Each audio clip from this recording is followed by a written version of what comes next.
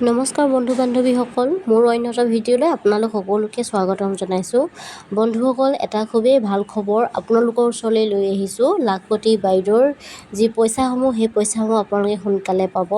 বহুতে সুধি আছিল টকাসমূহ কেতিয়া পোৱা হ'ব, কোনো চৰকাৰৰ ফালৰ পৰা কোনো ধৰণৰ কোৱা নাছিলে কেতিয়া দিব, কি কথা, আৰু মেইন কথা মেছেজ অহা নাছিলে। কিন্তু এতিয়া মেছেজ আহিবলৈ আৰম্ভ হৈছে। লাখপতি বাইদেউৰ যি আপোনালোকে ফৰ্ম ফিল আপ কৰিছিলে, ফৰ্ম ফিল আপ কৰাৰ পিছত আপোনালোকৰ ফৰ্মসমূহ জমা দিছিলে।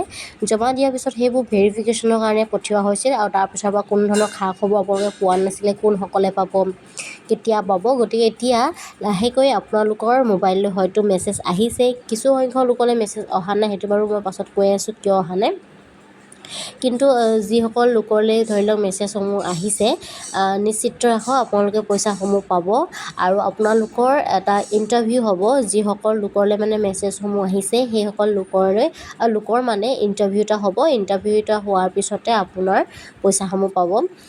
আপোনালোকে যিবোৰ ডকুমেণ্ট দিছিলে, তাতে আপোনাৰ বিজনেছ প্লেনৰ যিখন কাগজ ডকুমেণ্ট দিছিলে, সেইসমূহৰ বিষয়েও আপোনালোকক ইণ্টাৰভিউত সুধিব। আৰু এটা কথা আছিলে, আপোনাৰ সন্তান কিমান আছে, সেইটোৰ বিষয়ে মই আগতেও ভিডিঅ' বনাই থৈছোঁ। গতিকে সেনেকুৱা ধৰণৰ কথাসমূহ সোধা হ'ব। এতিয়া কথা হ'ল, কিছু সংখ্যক লোকলৈ মেছেজ অহা নাই আৰু এনেকুৱাও হৈছে একে গোটৰ মহিলাৰ ধৰি লওক 12গৰাকী আছে, তাৰে ধৰি লওক 10জনীমানৰ আহিছে, 2জনীমানৰ অহা নাই।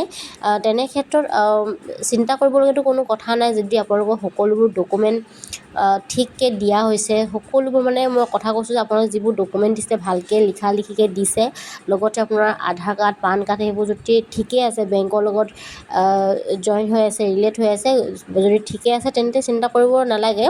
একে গোটৰ হ'লেও মেছেজসমূহ কেতিয়াবা দুজনীমানৰ আগত আহে, দুজনীমানৰ পাছত আহে। কাৰণ বহুতৰ মেছেজ এতিয়ালৈকে অহা নাই যে আপোনালোকে কালি মেছেজটো সকলোৰে যোৱা নাই। মেছেজ যদি কালি চবলৈ আহিছে, কিন্তু নহাও মানুহ আছে, কিন্তু আজিও সেই মেছেজসমূহ আহিছে। গতিকে চিন্তা কৰিব নালাগে, মেছেজসমূহ লাহে লাহে আহিব।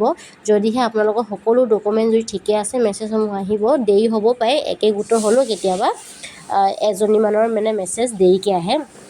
গতিকে যদি ভুল হোৱা নাই একো নাই, কিন্তু যদি কেনেবাকৈ ভুল হৈছে ক'ৰবাত আপোনালোকৰ ডকুমেণ্ট দিওঁতে প্ৰথমতে যেতিয়া ভেৰিফিকেশ্যন কৰোঁতে যদি আপোনালোকৰ ভুল চুল ওলাইছে, তেনেহ'লে মেছেজসমূহ সেয়া অহা নহ'ব, আপোনাৰ কেঞ্চেল হৈ যাব, সেনেকুৱাও হ'ব। কিন্তু সেইকাৰণে আগতে যেতিয়া ডকুমেণ্টবোৰ দিয়া হৈছিল, তেতিয়া মই আপোনালোকক কৈছিলোঁ বা বেলেগ সকলোৱে কৈছিলে যে ডকুমেণ্টবোৰ খুব সাৱধানে আপোনালোকে দিব আৰু সকলোবোৰ শুদ্ধ দিব।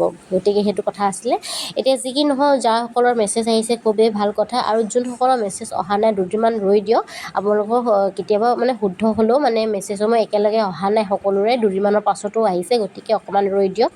আৰু এতিয়া পইচাসমূহ কেতিয়া দিয়া হ'ব, পইচাসমূহ এতিয়া ধৰি লওক, এতিয়া ইলেকশ্যন যিহেতু চলি আছে, শেষ হোৱাই নাই। গতিকে ইলেকশ্যনৰ যি ৰিজাল্টসমূহ দিয়াৰ পিছতহে আপোনালোকৰ পইচাসমূহ দিয়া হ'ব। মুখ্যমন্ত্ৰী ডাঙৰীয়াই কৈছিলে 15 আগষ্টত আপোনালোকৰ পইচাসমূহ পাই যাব বুলি। গতিকে আপোনালোকে আগষ্ট মাহলৈকে অপেক্ষা কৰিব লাগিব। 15 আগষ্ট হওক বা আগষ্ট শেষৰ ফালে হওক। গতিকে সেই আগষ্ট মাহলৈকে আপোনালোকৰ যিবিলাক পইচা পোৱাৰ সম্ভাৱনা সেইটো বেছিকৈ আছে আগষ্ট মাহত।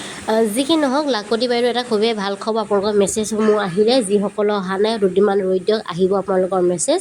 আৰু পইচাসমূহ সোনকালে পোৱা হ'ব। আগষ্ট মাহ পাবলৈ হৈছে, গতিকে আগষ্ট মাহত আপোনালোকৰ পইচাসমূহ পাই যাব। গতিকে সকলো মহিলাৰ কাৰণে এটা খুবেই ভাল খবৰ। তেখেতসকলে যি অপেক্ষা কৰি আছে 10,000 টকা, পাছত আৰু পইচা পাব, সেই পইচাসমূহ আগষ্ট মাহত আপোনালোকে সোনকালে পাই যাব।